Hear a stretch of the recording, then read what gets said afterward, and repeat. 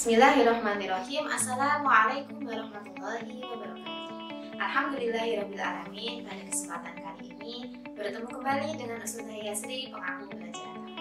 Pada kesempatan kali ini kita akan membahas materi tajwid, yaitu tafhim dan tarkib di kelas 10 semester 1. Mari kita simak video pembelajaran berikut ini. Bismillahirrahmanirrahim. Baik anak-anak semuanya, di sini kita akan membahas materi tajwid, yaitu hukum tafhim dan tarkib. Yang pertama, kita akan membahas pengertian tafhim dan tarkib terlebih dahulu. Untuk tafhim artinya yaitu menebalkan suara, sedangkan tarkib adalah lawan dari tafhim, yaitu menipiskan suara. Ulama tajwid menjelaskan kepada kita 3 hal yang harus dibaca tafhim dan tarkib, yaitu yang pertama huruf isti'la.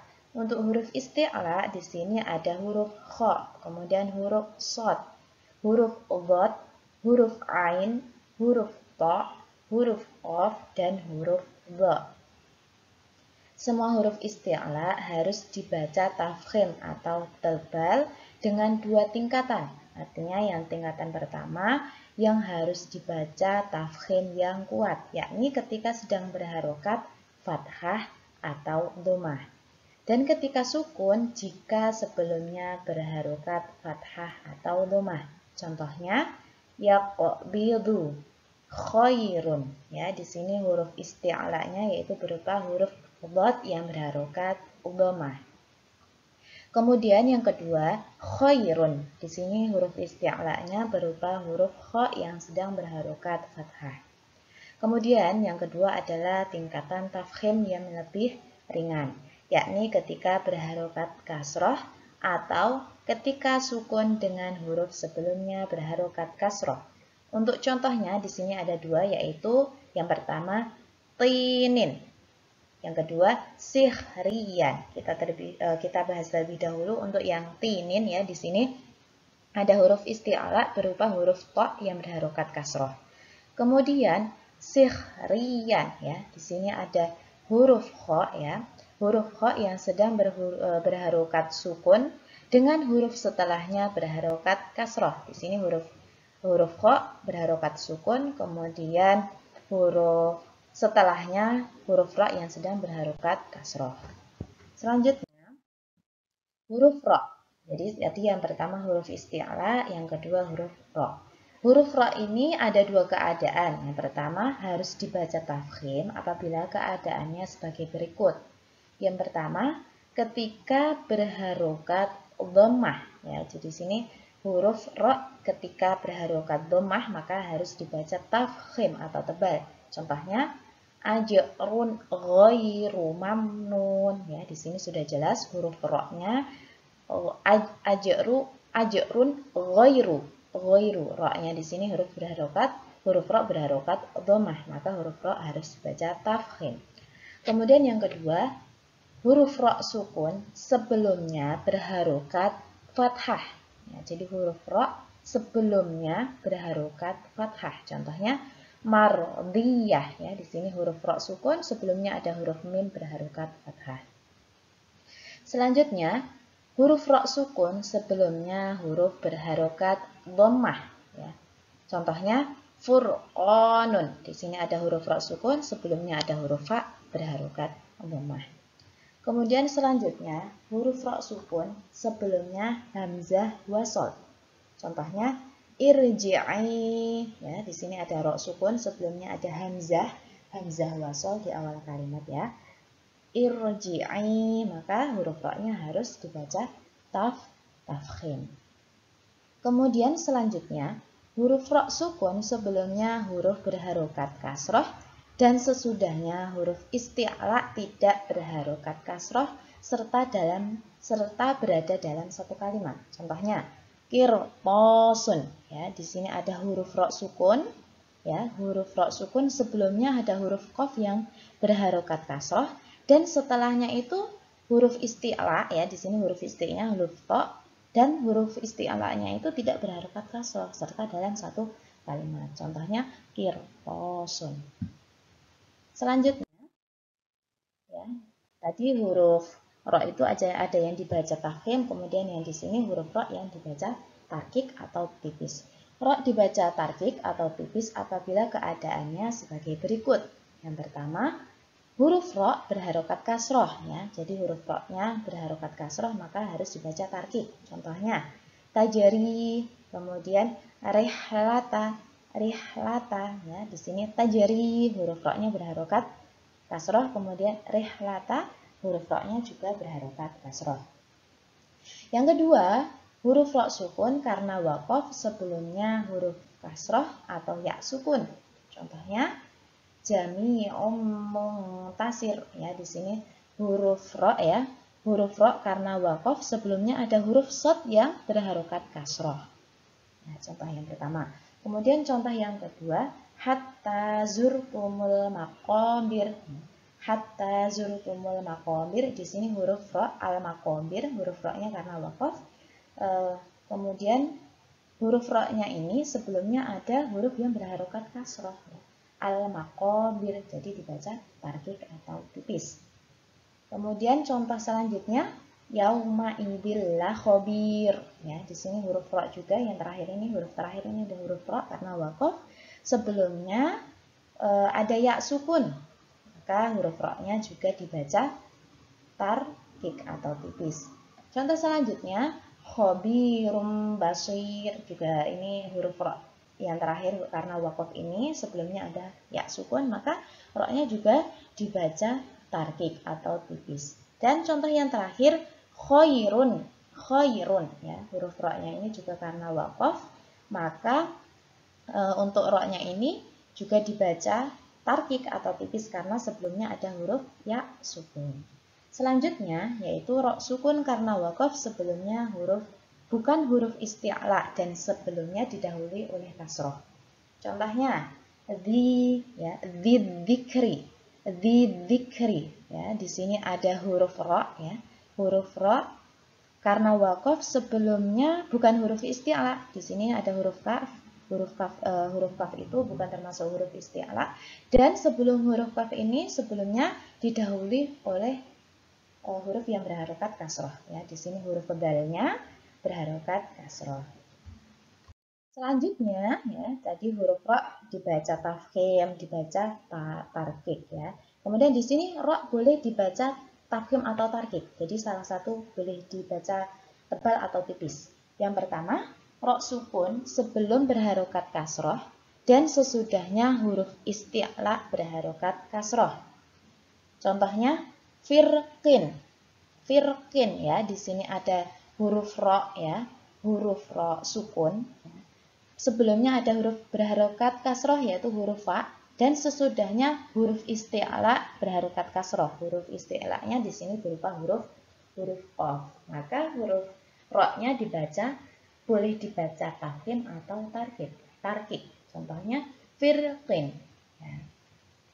Kemudian selanjutnya huruf ro sukun karena waqaf sebelumnya huruf isti'la sukun yang diawali dengan huruf berharokat kasroh. Contohnya misri ya. Di sini ro ya, ro karena waqaf sebelumnya ada huruf isti'la yaitu berupa huruf shad yang berharokat sukun kemudian diawali dengan huruf berharokat kasroh ya. Huruf pertamanya sebelum huruf shad itu ada huruf nun yang berharokat kasroh. Maka huruf ro-nya ini boleh dibaca tebal atau tipis. Selanjutnya contoh boleh dibaca tafkhim atau tarkik yaitu ainal qitri ya. Di sini ro karena waqaf juga sebelumnya ada huruf isti'la yaitu berupa huruf to yang berharokat sukun kemudian diawali dengan huruf berharokat kasroh ya. Sebelum huruf to yang berharokat sukun itu ada huruf yang berharokat kasroh yaitu huruf qaf. Maka ro-nya ini boleh dibaca tafkhim atau tarkik. Ya, cara membacanya ainal qitri ya. Contoh selanjutnya yaitu huruf ro sukun karena waqaf dan setelahnya terdapat ya terbuang ya. Contohnya walaili idza yasr ya. Di sini ada huruf ro sukun karena waqaf ya, karena di akhir kalimat. dan setelahnya terdapat ya terbuang ya. Di sini aslinya setelah huruf ro itu ada ya tapi terbuang ya. Aslinya membacanya walaili idza yasri, maka karena waqaf maka dibaca walaili idza yasr ya. Maka huruf ra di sini boleh dibaca tafkhim atau tarkik. Kemudian contoh selanjutnya adzabi wa nuzur. Adzabi wa nuzur ya. Di sini ada ro sukun karena waqaf ya, dan setelahnya terdapat ya terbuang ya. Di sini aslinya itu membacanya adzabi wa nuzuri ya, karena ada ya terbuang, maka ro di sini boleh dibaca tafkhim atau tarkik ya. Selanjutnya ya, yang pertama tadi untuk bab tafkhim dan tarkik ini ya, ada huruf isti'la, kemudian yang kedua tadi huruf ro, dan yang ketiga lafdzun jalalah ya.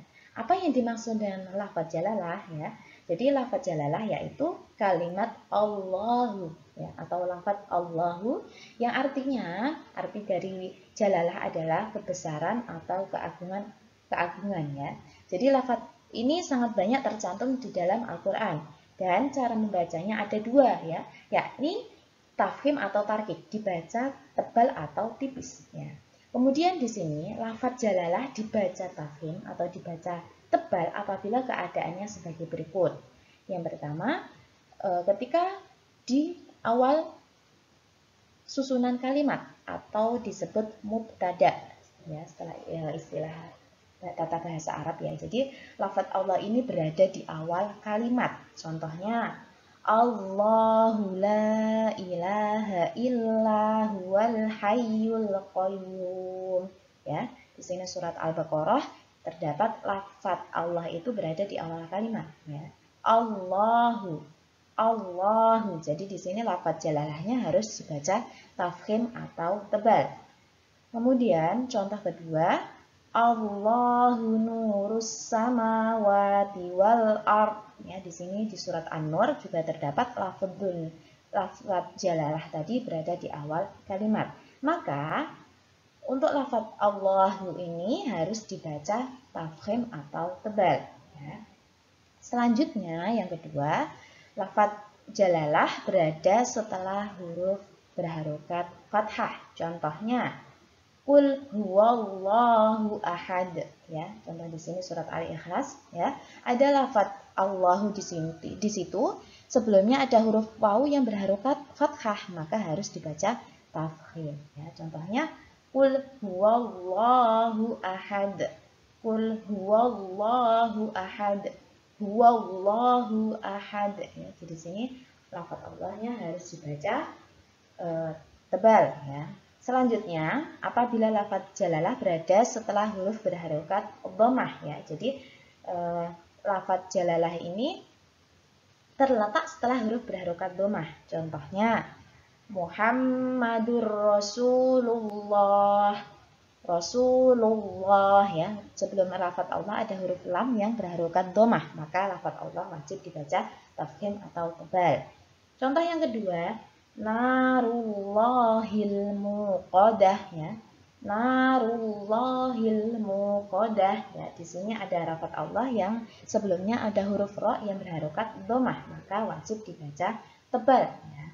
Selanjutnya yang terakhir yaitu lafadz jalalah yang dibaca tarkik atau tipis apabila sebelumnya huruf berharokat kasroh ya. Di sini apabila lafadz jalalah tersebut sebelumnya terdapat huruf berharokat kasroh, maka harus dibaca tarkik. Contohnya yarfa'illahu alladhina amanu minkum ya. Di sini ada lafadz Allah yang didahului oleh huruf berharokat kasroh ya, yaitu berupa huruf ain, maka dibaca dengan tarkik atau tipis. Yarfa'illahu alladhina amanu minkum ya, tipis. Kemudian selanjutnya, contoh selanjutnya qalat qalat rusuluhum afillahi syakkun fatiris samawati wal ard. Ya, di sini contohnya afillahi. Ya, di sini ada huruf fa ya. Huruf fa-nya berharokat kasroh. Maka lafadz jalalahnya wajib dibaca tarkik atau tipis ya. Afillahi seperti itu. Dan selanjutnya contoh yang terakhir ya di sini untuk lafadz jalalah berada di awal kalimat ya. Ada dua contoh di sini. Lillahi ma fis samawati wa ma fil ard wa in tubdu ma fi anfusikum aw tukhfuhu yuhasibukum bihillah. Ya. Di sini sebelum lafadz Allah terdapat huruf ha yang berharokat kasroh. Bihillah ya, huruf ha-nya berharokat kasroh, maka lafadz jalalah harus dibaca tipis ya atau tarkik. Baik anak-anak semuanya, berikut ya sudah jelaskan materi tafkhim dan tarkik, semoga bermanfaat untuk kalian semuanya. Jazakumullahu khairan katsiran. Demikian video pembelajaran yang sudah saya sampaikan, semoga bermanfaat untuk kita semuanya. Akhirul kalam, wassalamualaikum warahmatullahi wabarakatuh.